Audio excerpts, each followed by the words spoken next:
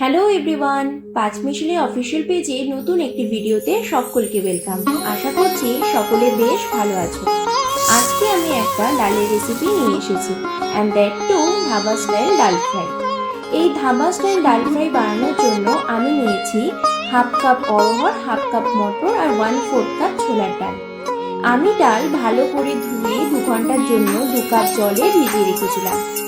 এবারে একটা কুকারে জল সমেত ডালটা ট্রান্সফার করে তাতে 1 টিস্পুন লবণ দিয়ে মিডিয়াম ফ্লেমে 2 হুইসেল দিয়ে সেদ্ধ করে নিয়েছি। অন্যদিকে 1 টেবিলস্পুন ধনে গুঁড়ো, 1 টিস্পুন লঙ্কা গুঁড়ো আর হাফ টিস্পুন হলুদ জল দিয়ে গুলে একটা পেস্ট বানিয়ে নিয়েছি। এবারে একটা প্যানে সর্ষের তেল গরম করে তাতে ফোড়নে দিয়েছি শুকনো লঙ্কা আর জিরে। ফোড়নটা একটু ভেজে নিয়েছি। এরপর দিয়েছি আদা কুচি আর রসুন কুচি। ভালো করে আদা ও রসুন সতে করে দিয়েছি পেঁয়াজ কুচি। 2-3 মিনিট হাই ফ্লেমে পেঁয়াজ ভালো করে সতে করে নিয়েছি। পেঁয়াজের কালার চেঞ্জ হলে দিয়েছি টমেটো কুচি। লবণ দিয়ে বেশ ভালো করে পেঁয়াজ আর টমেটো নরম হওয়া অবধি সতে করে নিয়েছি। টমেটো আর পেঁয়াজ নরম হলে হাতার সাহায্যে একটু স্ম্যাশ করে দিয়েছি।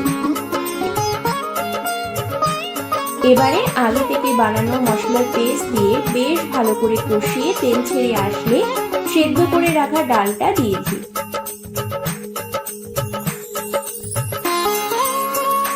মশলার সাথে ডাল ভালো করে মিশিয়ে কুক করেছি 5 মিনিট। 5 মিনিট পর ডালটা ঘন হয়ে এসেছে। এবারে ওপর থেকে কসুরি মেথি, বাটার আর ফ্রেশ ক্রিম ছড়িয়ে দিয়েছি। সবকিছু ভালো করে একটা ফাইনাল মিক্স করে গ্যাসের ফ্লেম অফ করে দিয়েছি। একদম ধাবা স্টাইল টেস্ট আনার জন্য এবারে ডালে তড়কা দেবার পালা। তার জন্য তড়কার প্যানে সর্ষের তেল গরম করে তাতে দিয়েছি হিং, লঙ্কা গুঁড়ো, হলুদ আর শুকনো লঙ্কা। 1 মিনিট সতে করে নিয়ে ডালের ওপর ছড়িয়ে দিয়েছি তড়কাটা, এন্ড গরম গরম রুটির সাথে সার্ভ করেছি ডাল ফ্রাই। খুব সিম্পল ওয়েতে আজকে তোমাদের সাথে এই ডাল ফ্রাই রেসিপি শেয়ার করলাম।